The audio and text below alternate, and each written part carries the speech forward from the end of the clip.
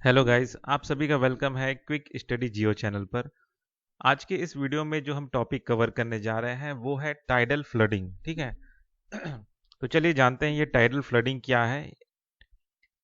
Tidal flooding has become frequent in Ernakulam district lately with the invading water staying on longer more area are getting affected। ठीक है।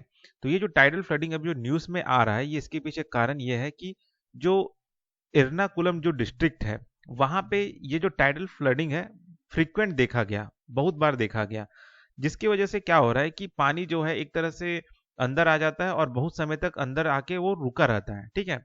समुद्र का पानी जो है अंदर आ जाता है, जमीनी एरिया में आ जाता है बह के, और बहुत देर तक रह रहता है। फिर उसके बाद ये पानी जो है बाहर चले जाता है। आप देख सकते हैं यहाँ पे ये समुद्र का पानी है, जैसे ही इसका हाई टाइड होता है, लेवल अप होता है, तो ये जो पानी है ये ऊपर आ जाता है। ठीक है। तो आप देख सकते हैं जहाँ पे घर है, कार है, ये सब जगह है वो सब डूब गया है। ठीक है। तो ये प्रॉब्लम आ रहा है, यही है टाइडल फ्लडिंग। ठीक है। तो चलिए जानते हैं ये टाइडल फ्लडिंग होता क्या है। Tidal flooding refers to the temporary inundation of low-lying coastal areas during high tide events such as full and new moon। ठीक है। मतलब ये वही मैंने बताया, हाई टाइड जो इवेंट होता है, फुल और न्यू मून का जब समय रहता है तब उस समय पे कोस्टल एरिया में होता है, खासकर लो लाइंग कोस्टल एरिया में।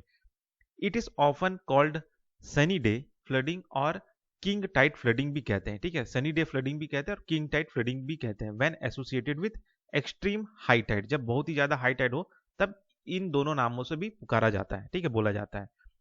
अब ये होता क्यों है? Tidal flooding occur when the combination of high tide, offshore storms, winds and full moon cycles lead to a temporary rise in local sea levels। ठीक है।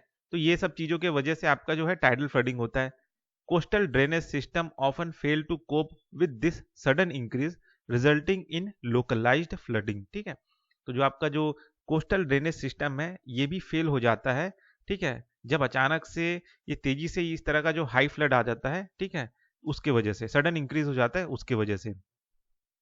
अब क्या क्या फैक्टर्स है जो टाइडल फ्लडिंग को इन्फ्लुएंस करते हैं? ठीक है। तो पहला चीज है आपका राइजिंग सी लेवल, कि भाई टाइडल फ्लडिंग होने का जो मेन कारण है जो अभी ज्यादातर हो रहा है, तो क्या क्या फैक्टर्स है उनकी वजह से ये हो रहा है आजकल ज्यादा।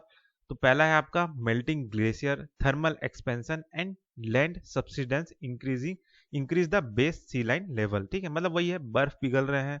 ठीक है। गर्मी हो रहा है जिसकी वजह से एक तरह से फैलाव हो रहा है, थर्मल एक्सपेंशन हो रहा है। ठीक है। जो जमीन है वो डूब रहे हैं। ठीक है। वो कम हो रहा है, सब्सिडेंस जो है मतलब इंक्रीज हो रहा है, नीचे क्या बोलते हैं, जमीन का जो है लेवल हो रहा है। ठीक है। और जो सी लेवल है वो ऊपर हो रहा है। ठीक है।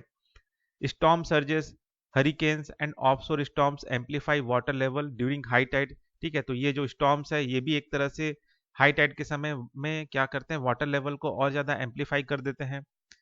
क्लाइमेट चेंज है ये भी एक तरह से इफेक्ट डालता है। Warmer ocean contribute to stronger storms and more intense tidal event लाता है।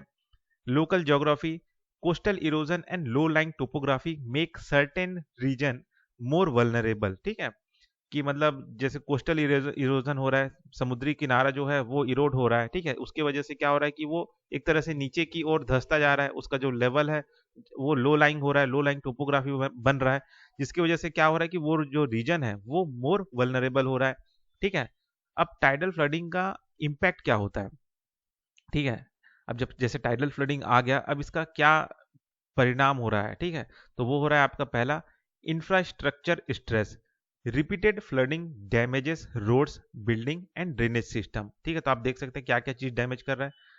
Economic cost, increased maintenance cost and reduce poverty value in flood prone area. ठीक है। अब खर्चा बढ़ रहा है, यही चीज है।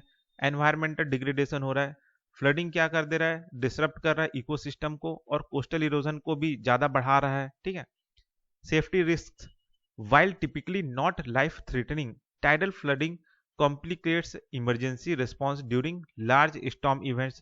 ठीक है। अब ये जो टाइडल फ्लडिंग है ये खासकर जब कोई लार्ज स्टॉर्म इवेंट होगा तो उस समय पे एक तरह से ये क्या बोलते हैं, इमरजेंसी जो रिस्पॉन्स जब होता है, ठीक है, उसको एक तरह से ये कॉम्प्लिकेट कर देता है। भैया पानी भरा रहेगा तो आसानी से क्या है, गाड़ी वाड़ी आ जा नहीं सकेगा। ठीक है। जब भी कुछ स्टॉर्म इवेंट्स हो रहा है तो ये सब एक तरह से प्रॉब्लम कर रहा है क्रिएट।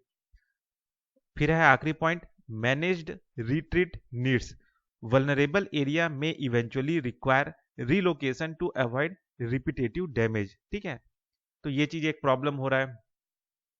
तो ये सारा चीज है टाइडल फ्लडिंग की वजह से जो है ये सारा प्रॉब्लम आ रहा है। ठीक है, तो यही चीज है।